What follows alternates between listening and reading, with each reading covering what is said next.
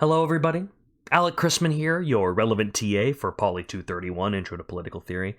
First thing I wanted to do was thank everybody who showed up to my office hours this week. It was a really incredibly productive series of conversations that we got to have. The group office hours are getting more and more important over time, I'm realizing. As people come in with general clarifications, I'll keep recording those and uploading them, and there's a good cadre. There's like about 7 or 8 of you that are regularly watching them. But if you find yourself lost, confused with the readings, your colleagues are asking really good questions, and I'm getting the chance to answer them at length. So that's a great thing to tune into. Be there if you can. Watch the recordings if you can't. That's really good. Also, people in office hours have been really understanding. A lot of people didn't get the grades they wanted to this last time around. I completely understand. And yet people have been dealing with that fact with such kind of kindness, charity, understanding, and a willingness to do better, and an eagerness to do better next time, that I'm just really impressed. And so thanks everybody who came in. I decided I'm going to be holding, since these paper topics came out today, which is what this video is about, I'm going to be holding double office hours next week as well, on Tuesday and Thursday, same bat time, same bat channel.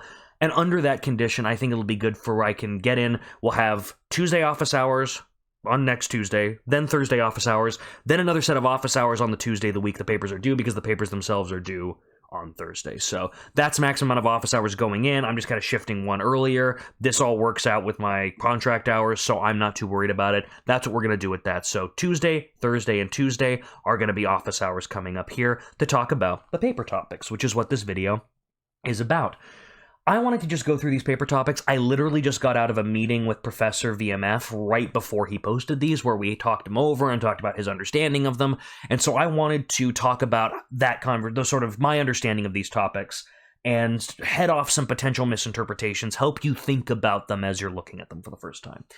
So option number 1, in what way does a philosopher's idea of the state of nature shape their conception of the civil state? There's going to be a particular kind of paper that someone's going to write in response to this, and it's going to get them probably a low B or a high C, where they don't answer the prompt specifically and in terms of directly answer the prompt. What they do is they just go, here's Hobbes and how his idea of the state of nature informs his conception of the state, and here's Locke, and here's how his idea of the state of nature informs his conception of the state. And they just do a compare and contrast essay, and then they call it a day. The problem is that paper that I just described doesn't actually answer the prompt specifically, and it doesn't answer the prompt in terms of providing a general process or a general argument by which a philosopher's idea of the state of nature shapes their conception of the civil state. We're asking you to look at the commonalities between how two thinkers have their idea of the state of nature affect their idea of the civil state. This is not saying what they have in common in their interpretations, but what they have in common in the process by which they interpret the state of nature and how that interpretation informs the civil state. I have a couple ways I would think to answer this prompt.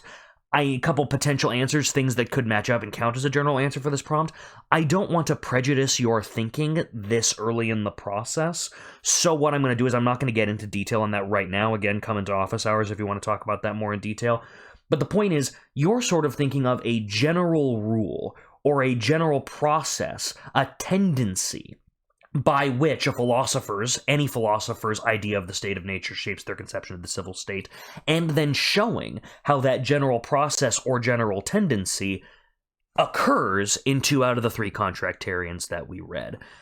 That would be a direct answer to the prompt. That would be a thesis that you can then argue for throughout the rest of the paper, as opposed to just saying, oh, well, this philosopher has an effect this way, this philosopher has an effect this way, and I'm going to call it there. You're just describing how this happens with 2 philosophers. You're not telling me anything about the general process behind that's informing the decisions that they made, that you can then argue for and consider counter-arguments against. Maybe there are other ways to understand the way in which a philosopher's idea of the state of nature influences or affects their idea of the civil state and of the government.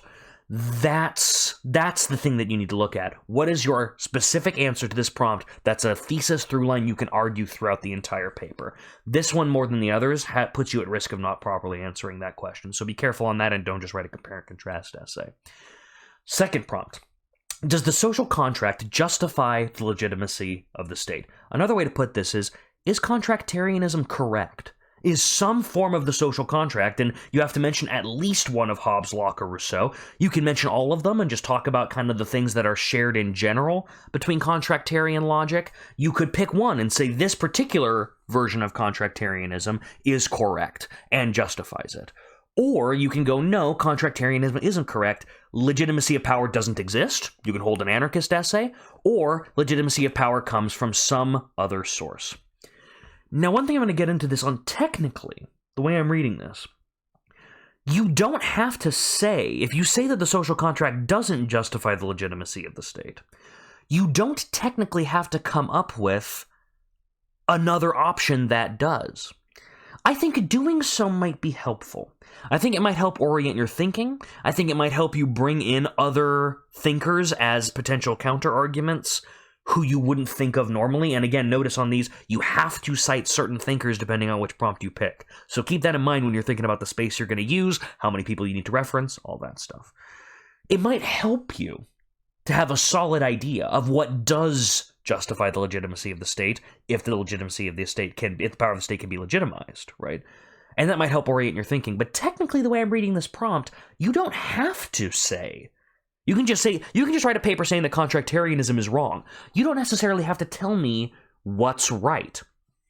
The trick on this is, you need to make a convincing argument for why contractarianism is wrong, and it needs to be extra convincing because you're not giving me an alternative. If you're just telling me to throw this out and I don't know what's going to come in its place, a lot of you were skeptical of Hume for exactly that reason when you read him. He kind of throws out contractarianism, but he doesn't really seem to make it clear what his idea of legitimacy is, and you kind of squinted at him and it seemed a little unfair. You're going to be held to a similar level of skepticism when I read your paper if you take that route. So both make sure you make really persuasive arguments for why contractarianism doesn't work, and make sure that you really give contractarianism space to defend itself in the counterarguments. If you write a paper that doesn't offer an alternative to contractarianism while saying that contractarianism doesn't work, and I feel like you caricatured the contractarians, that's low BC territory. Again, that's the kind of thing that you can really easily avoid, especially after having written your first paper, especially after having gotten comments back on your first paper and having some of the real basic mistakes kind of out of the way and comments handled on those. So that was my nervousness about that prompt and the way to think about it. But the basic way to look at it is social contractarianism correct? You can argue it's correct in general. Here are the general trends across the three thinkers that they share, and that does legitimize the state. You can argue, no, it doesn't legitimize the state, or you could argue one of these contractarians, one version of contractarianism. I think Locke's contractarianism is correct, and I think that legitimizes the state. Those are all ways of going about that prompt. The final paper topic, do the same moral principles apply in times of war as they do in times of peace? This one's much more direct than the others, and it's great because it asks a really clear normative question. Another thing that we talked about a lot in this office hours, the difference between empirical statements and normative statements. Go back and watch some of my office hours videos if you didn't catch that. We talked about it a lot in individual office hours too. It asks you to make a clear moral stance, and that's good. That's what we're trying to get you to do in a normative political theory course. My question when I looked at this is, it seems to me like this could justify a pacifistic thesis. A person could say, yes, the same moral principles apply in times of war as they do in times of peace, and I don't believe that you have any ability to wage war as a private person, therefore war is outlawed according to my understanding of my answer to this prompt. That's a fine position to take. It is really implausible, intuitively implausible, to a lot of different thinkers, theorists, to a lot of different people out there. You basically have the idea that war is going to happen, so we should probably figure out the right moral way to do it. The way Aquinas and Augustine are trying to do, even if you don't agree with their exact, precise prescriptions for how that should work. So you take a pacifistic thesis, but again, your counterarguments are going to have to be really good.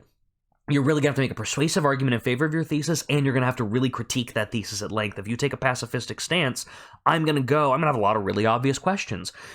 And again, if you answer those as well as you can, as well as you possibly could, within a 1,200-word context, we don't expect you to solve the debate of pacifism and war forever, right?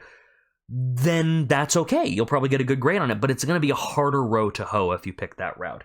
A lot more people, and the more common answer to this question is going to be, no, they're different, and then I'm going to want to know how they're different. They're not, do the same moral principles apply in times of war as they do in peace? No, how are they different? What is the difference between war and peace? What things are allowed in war but not allowed in peace?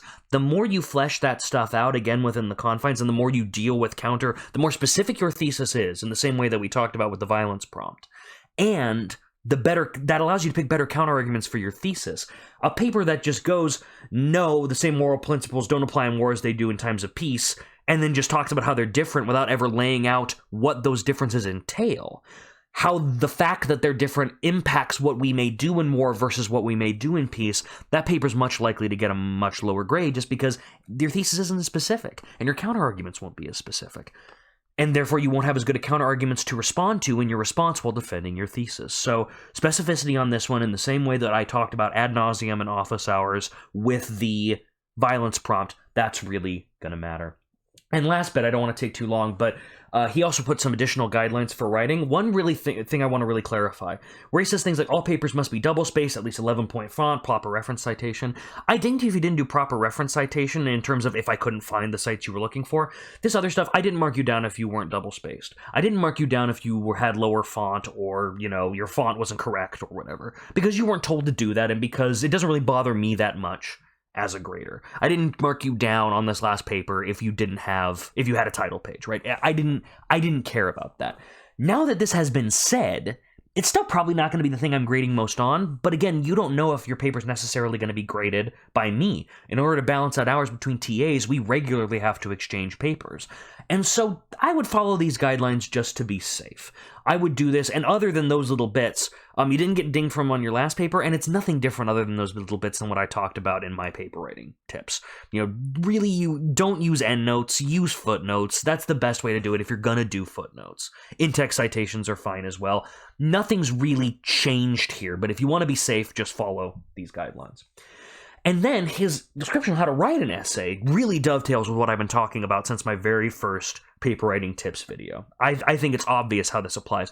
The one thing where it's a little different is where he says you need to weigh counterarguments. Now, the way I've been kind of talking about the papers is you make your argument full-throatedly, you know, this is my argument, best version of my argument. Then you make your counterargument full-throatedly, these are the best versions of the counterarguments, and really kind of inhabit that person who opposes your argument at some length, right? Think how they would think and make arguments from that perspective, a critical, skeptical perspective of your position. I think doing that leads you to write better counterarguments. I think it lets you sit in that way of thinking and discover modes in that thinking and new arguments in that way of thinking that you don't discover if you just write one sentence. You might think I'm wrong because of X, but actually I'm right because of Y, and then you immediately moved off of your counterargument. I had to mark down a lot of papers for making that basic mistake. And then what I do is what's a little different than the way he said it here, the way I think about it is, then in the response section is where you weigh the two. And the response section is where you go, but this is why my argument is better. This is why the counter-argument doesn't actually outweigh my main argument. This is why the counter-argument, you know, thinks I'm making a contradiction, but it's actually not a contradiction if you think about it properly, right? Whatever your way of proving your thesis out against the counter-argument at your end is, that's the way to think about it. So he says weigh counter-arguments. The way I've been talking about it is you make your argument, you make your counter-argument, and then you weigh the two in the final response section and show why your thesis is correct and overcomes the counter-argument. You don't want to ever weigh the counter-argument and argument and come to the conclusion that the counter-argument is true, because in that instance, it's not the counter-argument, it's just your thesis, and it should have been your thesis from the start. So I think that's all the interpretation that needs off the top of my head. I hope as you're thinking about this over the weekend and moving forward before office hours on Tuesday, this helps kind of orient your thinking and maybe lock out some areas and mistakes that you were maybe going to go down and make. Because that's a normal thing, and it's a great thing. I had students come in during office hours last term, and every time a paper topic would come out, they would just come by me before they even did any work on figuring out what their thesis were, and just make sure they were reading the paper topics correct. So I figured I would do that publicly for everybody this time around, just to keep it as easy as possible. Office hours, same time, same length. On Tuesday, let's pull up the dates just so I can be specific. On Tuesday the 16th, Thursday the 18th, and Tuesday the 23rd. I'm going to be holding office hours on all three of those points. And again, I've been telling people this in office hours when we talk. Come in when you're trying to figure out your thesis. Come in when you've got a couple potential theses to kick around, a couple potential counterarguments to kick around. I think I am much more useful. People tend to use me as like a final check. They'll try to like run their entire argument or their entire outline by me and then just go, can approve this so I can write it. But by that point, your argument, your ideas are already kind of holding together and already kind of starting to bounce off each other, and you're already kind of making some mistakes that are starting to be baked into the work itself, right? I have a much harder time telling you to start over from that point. I tend to be more useful at the start of things. I tend to be more useful helping you get started on the right path, helping you catch some really obvious points and questions. I think a lot of you saw that, how many questions I had just after your first paragraph on your last essay, and how many of those questions didn't get answered over the course of the essay. So coming to me sooner. I hope to see a lot of you on this upcoming Tuesday, and we can talk and we can get you started off on the right foot. I think that's when I'm most useful. But seriously, good work on these last papers. I know it might not have felt like it based on your grade, but this was the highest average I've ever graded for a paper I've ever handed back. And so good work on that. Thank you all so much for hearing me out, and I look forward to seeing you in office hours. See you then. Thanks so much for hearing me out. Adios.